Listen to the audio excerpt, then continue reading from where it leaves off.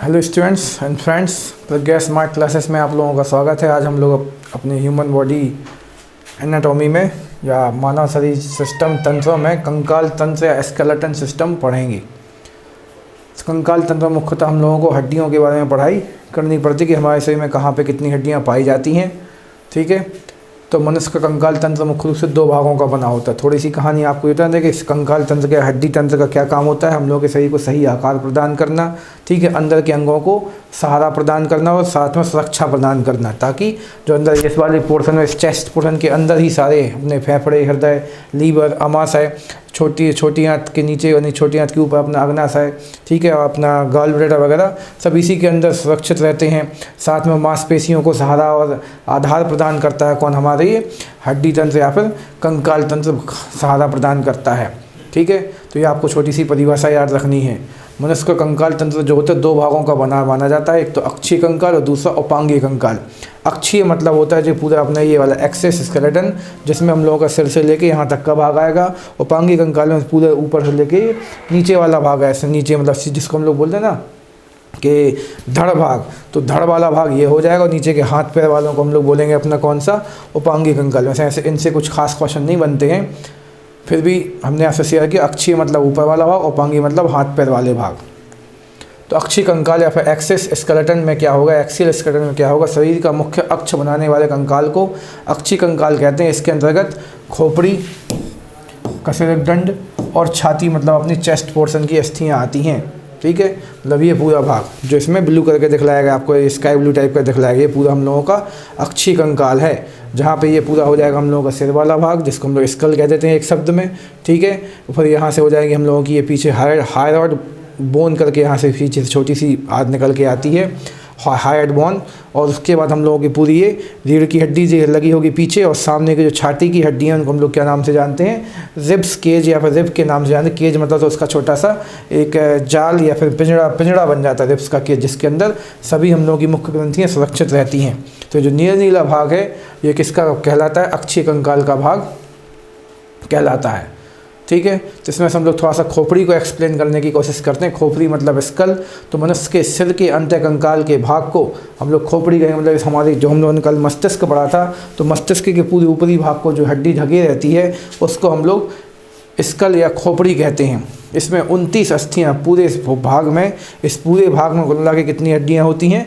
29 हड्डियाँ होती हैं, इनके नाम यहाँ पे आपको लिखाए गए हैं। ठीक है, बाकी सारे पढ़ना इंपॉर्टेंट नहीं होता है। इनमें से 8 अस्थियाँ या 8 हड्डियाँ संयुक्त रूप से मनुष्य के मस्तिष्क को सुरक्षित रखती है। तो इस वाले पोर्शन में 8 हड्डियाँ ऊपर की ओर पाई जाती हैं। ठीक है, जो हम लोग के मस्तिष्क को सुरक्षित रखने मतलब अंदर मस्तिष्क का जो कोमल भाग है उसको ऊपरी आघातों से बचाने का काम ये हम लोगों का ऊपर की अस्थियाँ कर, जिनकी संख्या मात्र कितनी? 8 है। इन अस्थियों से बनी रचना को हम लोग कपाल या क्रेनियम कहते हैं। ऊपर वाले भाग को हम लोग क्या नाम देंगे? केवल क्रेनियम नाम देंगे। और कपालों की सभी अस्थियां सीवनों या सूचर्स के द्वारा दृढ़तापूर्वक जुड़ी होती हैं। तो यहाँ पे कुछ इस प्रकार से छोटे छोटे जोड़ होते हैं 8 हड्डियों के। इन जोड़ों को हम लोग सीवन या फिर क्या कहते हैं? सूचर्स कहते हैं। ये वाला क्वेश्चन कई एग्जाम्स में आज से पहले आ चुका है, तो फिर से इसके आने के चांस बने रहते हैं। इनके अतिरिक्त 14 अस्थियाँ चेहरे पे बनती हैं। तो इस सामने वाले पोर्शन पे कुल मिला के कितनी अस्थियाँ पाई जाएंगी? तो आप बोलेंगे 14 अस्थियाँ इस हमारे सामने वाले पोर्शन पे पाई जाएंगी, चेहरे पे, जिस मत्थे से लेके पूरे हम लोगों के आजू बाजू वाले जबड़े की हड्डी का निर्माण करेंगी। ठीक है, 6 अस्थियाँ कुल मिला के कान में होती हैं, जिनमें से 3 इस साइड के कान में, 3 उस साइड के कान में, जिनमें से आप लोगों ने पढ़ रखा है कि हम लोगों की स्टेपिस नाम की हड्डी सबसे छोटी होती है। ठीक है, तो वो इन्हीं में 6 हड्डियों में से एक है। और अलग से तो आपने देखा 8 ऊपर हो गई सिर में, 14 हो गई चेहरे में, 6 हो गई हमारी कान में, तो 14 और 6 हो गए हमारे 20 और 8 28। और एक अलग से हॉर्ड हड्डी जो पीछे भी हमने आपको दिखलाई थी, हॉर्ड हड्डी जो कि यहाँ पे हम लोगों की मतलब सीधी बात बोलें तो हम लोगों की रीढ़ की हड्डी को सिर से जोड़ने का काम कौन सी हड्डी कर लेती है लगभग में?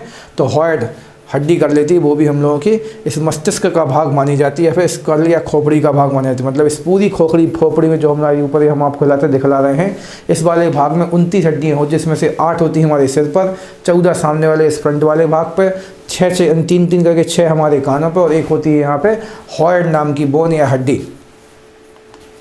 आगे चलते रहते हैं। फिर आप बारी आती है कशेरुकदंड की या वर्टेब्रल कॉलम की। तो मनुष्य का कशेरुक दंड 33 कशेरुकाओं से मिलकर बना होता है। इसको पीछे से दिखलाया गया, हम लोगों की पीठ की ओर से जब खड़े होंगे तो सिर से शुरुआत होगी इसकी, ये यहाँ तक हम लोगों के पीछे लोअर पोर्शन तक जाएगी। तो इसमें कुल मिला के 33 छोटी छोटी सी प्लेटें एक दूसरे के ऊपर लगी होती हैं, जिनको गड्डी के रूप में लिखा गया होगा आपके इस बोर्ड पे सामने। तो मनुष्य का कशेरुक दंड जो होता है 33 कशेरुकाओं से मिलकर बना होता है, ठीक है। सभी कशेरुक उपास्थि गड्डियों के द्वारा जुड़े रहते हैं, तो इनके बीच में कुछ कुछ कार्टिलेज जुड़ी होती है, ताकि एक दूसरे को जो थोड़ा सा ये प्रेशर करें तो आसानी से इनमें कोई टूट फूट ना हो। तो हड्डियाँ तो काफ़ी मजबूत होती हैं। इन सभी हड्डियों को हम लोग यहाँ पर प्लेट के रूप में दर्शा सकते हैं, और इन प्लेट्स के बीच में पतली पतली सी उपास्थियाँ रखी होती हैं, ठीक है, ताकि ये एक दूसरे के ऊपर जब रगड़ें, जब हम लोग इस प्रकार से जब मुड़ते उड़ते हैं तो इनमें किसी प्रकार की टूट फूट या क्षति ना हो पाए।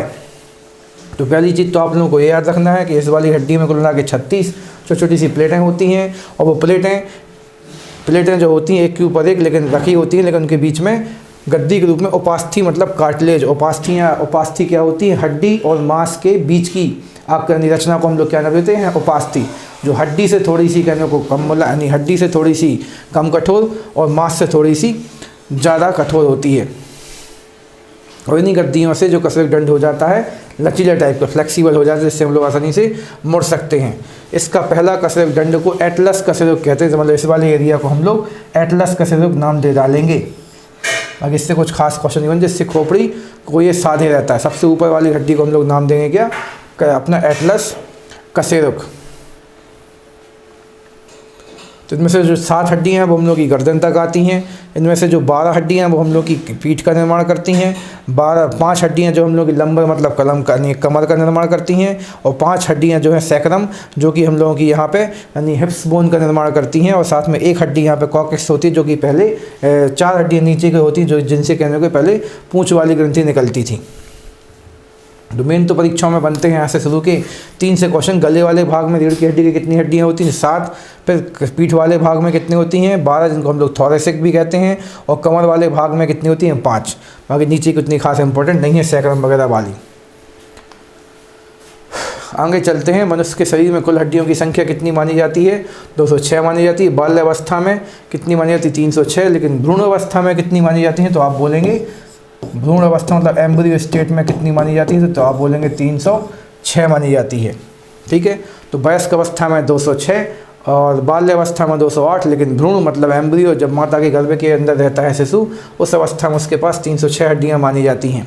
सिर की कुल हड्डियाँ भी आप पीछे पढ़ के आए हैं 29, जिनमें से कपाल मतलब अपने सिर के ऊपरी भाग में 8, चेहरे फेसियल वाले भाग में कितनी 14, कान वाले भाग में कितनी होती हैं, केवल 6। रीढ़ की हड्डी में कितनी पड़ी अभी आपने 33। फिर रीढ़ की कुल हड्डियों की संख्या प्रारंभ में होती है 33, लेकिन पूरे विकसित होने के बाद इनकी संख्या मात्र 26 बचती है।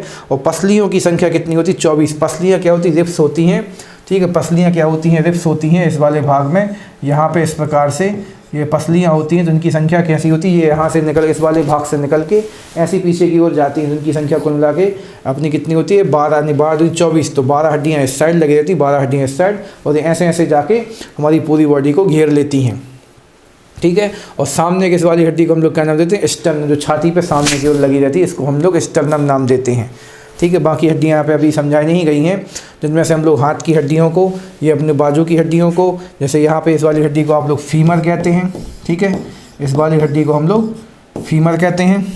इसका जो हमने पहले वाली स्लाइड पर ज़्यादा अच्छा बनाया था, तो इसके यदि हम लोग ध्यान दे लें तो यहाँ पर जो कंधे की हड्डी होती है उसको हम लोग क्लेविकल कहते हैं, ठीक है।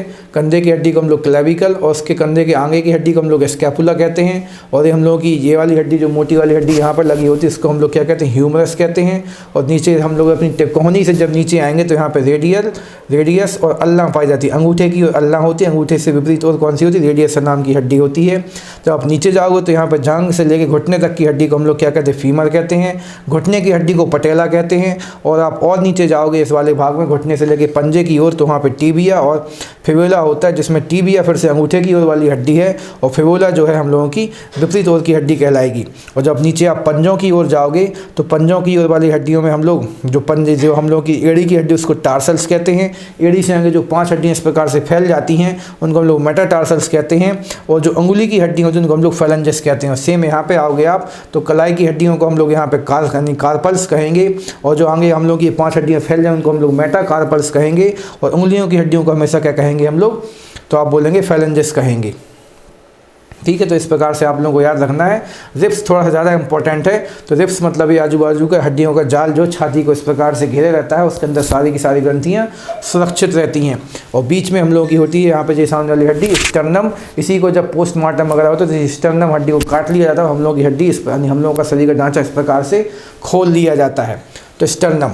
ठीक है, और एक चीज़ और बता दें आप लोगों को, हम लोगों की जो पूरी हड्डी होती है, ये हड्डी जो होती है कैल्शियम और फास्फोरस से मिलकर बनी होती है। तो इसका एक रासायनिक सूत्र बनता है कैल्शियम फॉस्फेट। तो हड्डियों का रासायनिक सूत्र बनता है कैल्शियम फॉस्फेट। और हम लोगों के शरीर में सबसे मजबूत भाग होता है कौन, दांत। तो दांत में कैल्शियम की मात्रा कम होती है और फॉस्फेट की मात्रा ज़्यादा होती है। हड्डियों में कैल्शियम की मात्रा ज़्यादा होती है, फॉस्फोरस की मात्रा कम होती है। ठीक है, तो हम लोग की पूरे शरीर का सबसे मजबूत भाग दांत होते हैं, ये हमने आपको पीछे जहाँ शायद बताया था। और हड्डियों में सबसे मजबूत हड्डी किसकी हड्डी की मानते हैं, तो हम लोग बोलेंगे जबड़े की हड्डी, जो कि यहाँ की जॉ हम लोग जॉ बोन को सबसे मजबूत हड्डी माना जाता है इस वाले भाग को, क्योंकि उसी वाली हड्डी में जाके दांत धंसे रहते हैं। तो दांत भी मजबूत और साथ में जबड़े की हड्डी भी सबसे मजबूत होती है। तो इनको आप लोग थोड़ा सा रिवाइज कीजिए, कोई भी डाउट है तो हमसे संपर्क कीजिए। जो इम्पोर्टेंट हमने आपसे शेयर किया है, ताकि इतने में से आप लोगों को पूरे नंबर मिल सकें। तो आशा करते हैं आप लोगों ने कुछ अब तक सीखा हो। और कोई भी डाउट है तो हम तो ये भी बोलेंगे, पीछे की कोई भी क्लास, चाहे फिजिक्स की हो चाहे बायोलॉजी की हो, आप कोई भी प्रकार का डाउट हम लोगों से शेयर कर सकते हैं। ठीक है, कोई भी क्वेश्चन आप हम लोग के कमेंट बॉक्स के थ्रू या फिर हम लोग के व्हाट्सएप नंबर पर डाल सकते हैं, सर इसका सॉल्यूशन चाहिए, तो आप लोग हमारे टच में बने रहिए।